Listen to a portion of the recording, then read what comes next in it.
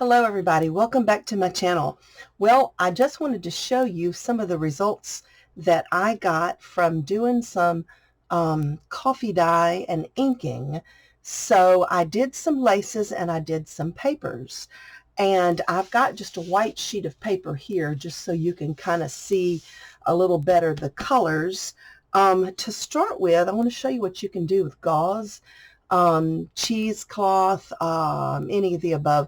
I kind of like the gauze, and this is just white undyed, and this is with the dye and the inking. But I use this a lot when I'm creating clusters and things, and I just cut off a little piece and just kind of separate it into threads and stuff, and it makes just a really nice little background addition underneath a flower or a word or some sort of a cluster. So that's what you can do with gauze, and it shreds real good the way you want it to. This was solid white lace. I picked this up at a thrift shop this past week, and it was cotton, and I love when I can find cotton because I know that cotton is going to dye very, very well. And for my dye, I used coffee, but it didn't get as dark as I wanted, and I didn't have any more. I was using instant coffee. And then I added some vanilla to it to make it smell good, and I added some tea dye distress ink. That would be this right here, some tea dye distress ink. And I still couldn't get it as dark as I wanted. So this is walnut stain spray, and I wrote diluted on there to remind me that what was left in the bottle, I just put some water in it to dilute it. So now I can spray that because it was real dark when you spray it.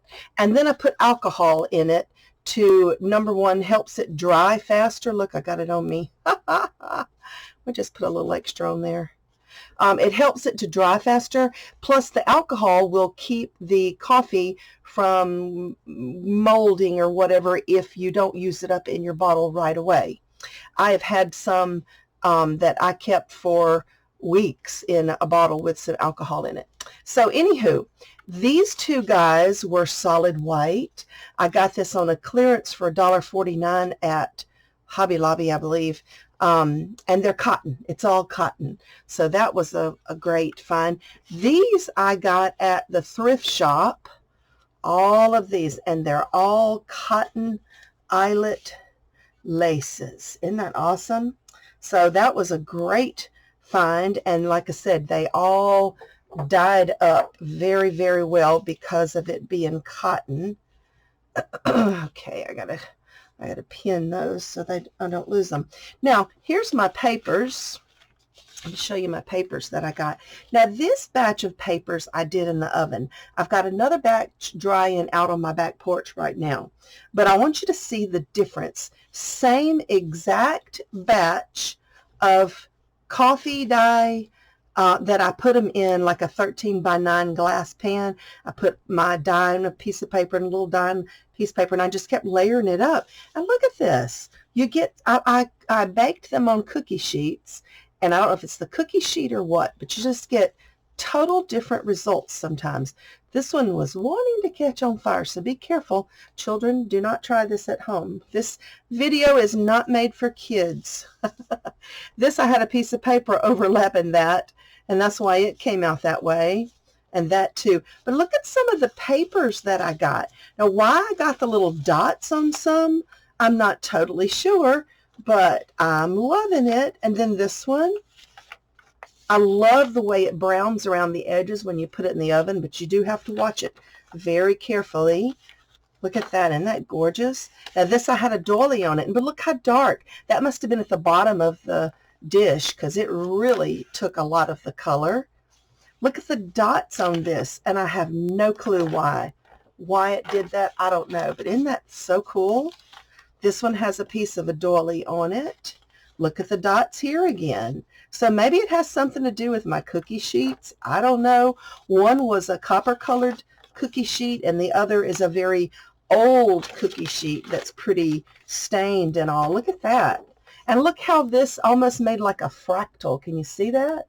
Isn't that so cool? And it got really dark down here at that edge. I love it. And I had my oven on 250.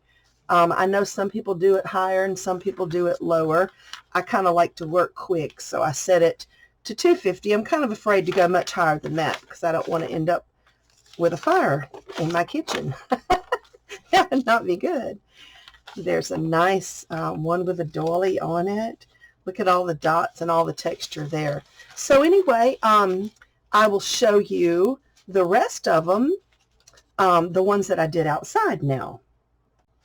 Okay, so here we are with the second batch of items that these are the ones I did outside. So these were coffee dyed and dried outside, almost dry.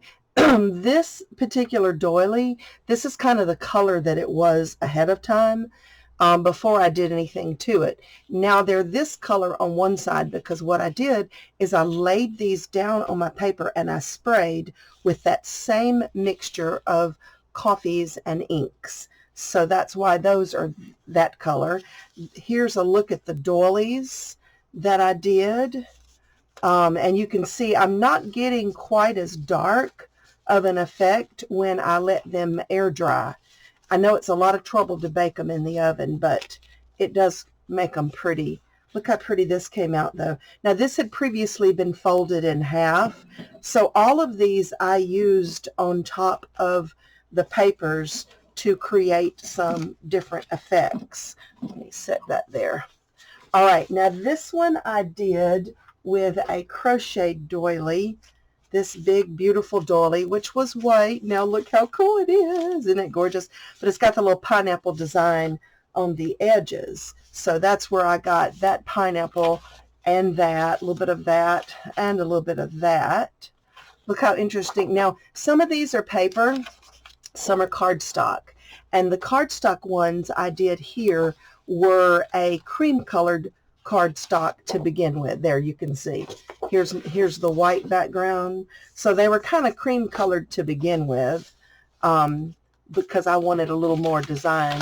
Now the ones that are just paper, this is just plain copy paper. Look how cool that one came out. This is cardstock, but this one's a white cardstock. This was a doily, and this is cardstock again. That was a crochet doily. This was a plastic doily. Let me show you.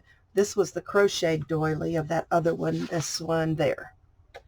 And then this one was a plastic tablecloth. So this is just a piece of a plastic tablecloth that I cut up and I'm using. Look there, the crochet doily. Isn't that so cool? Now there's a paper doily, paper. But I'm very, very happy with the results that I got. There's a crochet doily, and it came out kind of muted, out of focus, but I like it. It's all usable papers. Look how this one did. That's that great big one, and then an edge of that one with the pineapple. Here's the great big paper doily, and a couple of more. So this is the results that I got from outside on the porch. And guys, I don't know what the temp is at your house, but right now my thermometer in the shade on my porch is reading 98. So it is hot out there. So they have not been there 2 hours and they are all dry. Anyway, guys, it was a lot of fun. Yes, I did iron them all. I like to iron my pages. I know some people don't, but I do. And here's the two piles side by side. Here's the outside dried, and here's the baked in the oven. Big difference according to what you're wanting. So anyway, give it a try. You can use coffee, you can use tea, put a little bit of vanilla or some kind of flavoring in there to kind of mask the coffee smell if it gets too strong. Some people don't like that. I personally do, but I'm a coffee lover.